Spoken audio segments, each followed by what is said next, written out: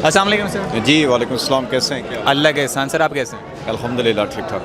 अच्छा, जैसे असद उमर साहब जो है तरनौल से कल उन्होंने कौम से खिताब किया, तरक्याती काम पे बात हुई, अवाम को बड़ी यकीन दहानी की कि हम काम करेंगे आगे इंशाल्लाह। उम्मीद जो है ना हमसे रखे हैं अवाम, तो अवाम का भी यही कहना था कि हम पूरी उम्मीद है उनसे और इंशाल्लाह ये काम चलते रहेंगे और हम इनका साथ हमारा रहेगा। इस बारे में आप क्या कहते हैं?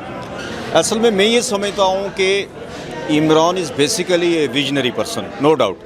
हमारी हिस्ट्री में, पाकिस्तान की हिस्ट्री में जुल्फ़िकार अली भुट्टो के बाद this man is a visionary person. उसके पास एक विजन है, चेंज लाना चाहता है। और इसकी कैबिनेट के अंदर ये जो नाम आपने लिया, नॉट ओनली असद उमर, मैं ये समझता हूँ कि कैबिनेट के अंदर जो रॉ मटेरियल है, ये रॉ मटेरियल डिलीवर नहीं कर सका। मैं आपको सच्ची बात बताऊँ, अब देखें जिस तरह से तानिया इदरीस नामी एक लड़की गूगल में जो आई थिंक एग्जेक्टिव की पोस्ट पे थी, अब वो डिजिटलाइजेशन पे आके काम करना उसने शुरू कर दिया है। She is efficient. करोड़ों की जो सैलरी उनकी आ रही थी, हाँ, उसको छोड़ के वो इस तरफ छोड़ के वो आई। She is the more than 100%। अब डिजिटलाइजेशन के लिए उससे ज़्यादा आइडियल इस 20 करोड़ की पब्लिक के अंदर तानिया इदरीस से ज़्यादा आइडियल कोई नहीं है। उसके अलावा फॉरेन अफेयर्स पे शाह महमूद कुरैशी अच्छी एफर्ट कर रहा है। बाकी जितनी भी मिनिस्ट्रीज़ हैं उन, अब देखिए फिरदौस आशिक अवान है, वो किसी एंगल से उस मिनिस्ट्री के लिए फिट नहीं है। ठीक है सर। अब इमरान के साथ जो टीम है, नेटवर्क है, मैं आपसे अर्ज़ करूं कि गूगल के अंदर जो 21 अरब की सैलरी ले रहा है सुंदर पिचाई, उसने कहा कि मेरी फेलियर की मेन वजह यह थी कि मेरे साथ सिंसियर लोग नहीं थे, टीम अच्छी नहीं थी मेरे साथ। जब मेरे साथ अच्छे ब्रिलियंट किस्म के लोग जुड़े तो उसने कहा कि मैं दिन दुगनी रात चुगनी तरक्की करना शुरू हो गया। और एक इंडियन गूगल में 21 अरब सैलरी ले रहा है, ज़रा सोचें आप। बात यह है कि no doubt it will take time, maybe 5 years, maybe 10 years, लेकिन ये मातिर और तैयब उर्दुगान की तरह इस कंट्री की इकोनॉमी को चेंज करेगा। This is my promise with you. और हाँ, this is struggling time, this is struggling time. इस टाइम के अंदर वी आर स्ट्रगलिंग, महंगाई भी है, बाकी क्रिटिसिज्म भी है, लेकिन बहुत सारी चीज़ों को आप ज़रा गहराई से देखिएगा कि इन ऑलमोस्ट 72 years के इस अरसे में पहली बार उसने इन चीज़ों को हाथ डाला। देखिए करप्शन के ख़िलाफ़ उसने नारा लगाया तो आपने प्रैक्टिकली देखा एक्सरसाइज होते हुए कि उसने उन काली भेड़ों को गिरफ़्तार करके और आपके सामने उसने डिलीवर किया। एजुकेशन और हेल्थ की उसने बात की, उसके ऊपर भी वो काम कर रहा है। और IMF में ना जाने की उसने बात की थी, लेकिन इतना एकदम से हम IMF को गिव अप नहीं कर सकते। आहिस्ता आहिस्ता आहिस्ता आहिस्ता आहिस्ता टर्की की तरह और मलेशिया की तरह हम IMF के नीचे से भी निकल जाएंगे। तो आपका जो क्वेश्चन है, असद उमर से मैं एक राय के दाने के बराबर सेटिस्फाई नहीं हूँ उसकी किसी बात से। मैं चूँकि देखें ना, वो उसकी कैबिनेट में बड़ी की पोस्ट पे आया और वो डिलीवर नहीं कर सका, और फिर अल्टीमेटली उसको मुखालिफ पार्टी का बंदा लेना पड़ा। मेरा दिल ये मानने के लिए तैयार नहीं है कि वो कुछ सिंसियरली काम कर रहा हो कैबिनेट के अंदर। तो बात यह है कि जो मेरा पॉइंट ऑफ व्यू है कि टीम उसके साथ जो है वो ब्रिलियंट नहीं है, प्रोफेशनल नहीं है।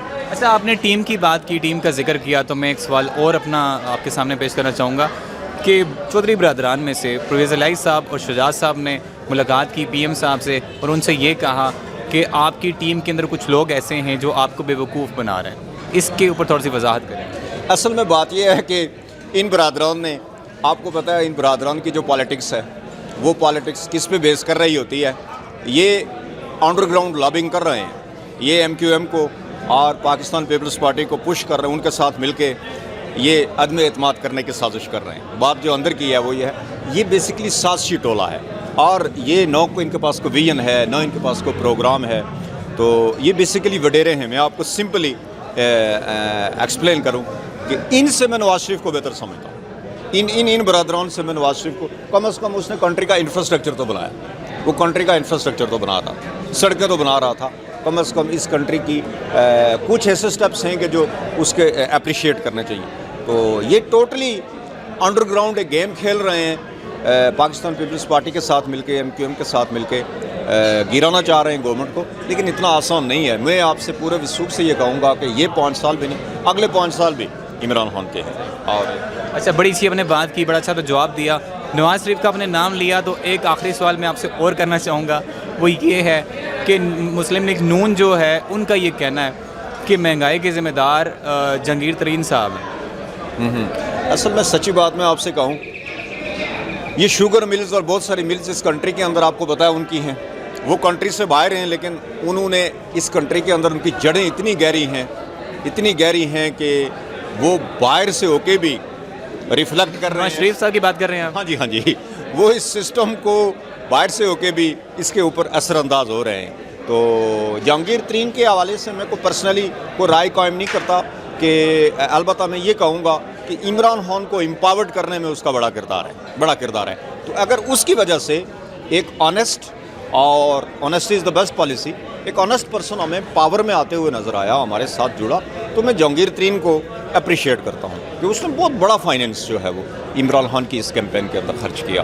तो ये है कि मैं जहांगीर तरीन के हवाले से इस राय से मुतमईन नहीं। ये जो आप, बहुत शुक्रिया सर, बड़ा अच्छा लगा आपसे बात करके। Nice to meet you.